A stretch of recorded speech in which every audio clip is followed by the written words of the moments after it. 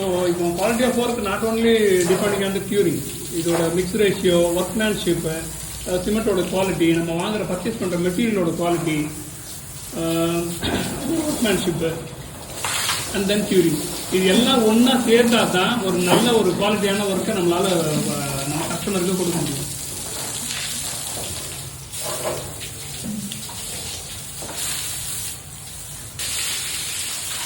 எல்லா வேலையிலும் அது வந்து ஒரு தண்ணீரை இருக்கும். ஆனால் நம்ம சிவில் ஒர்க்கை பொறுத்த வரைக்கும் ஒவ்வொரு டாஸ்க்குமே நம்ம என்ஜாய் பண்ணி பண்ணலாம்.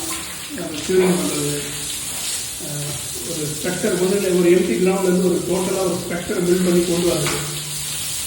இப்போ கன்ஸ்ட்ரக்ஷன் ஒரு சிவில் இன்ஜினியராக இருந்தீங்கன்னா தான் அதோட ஹாப்பினஸ் புரியும். டெய்லி சைட் ஆக்டிவிட்டிஸ் டெய்லியுமே ஹாப்பியாக தான் இருக்கும்.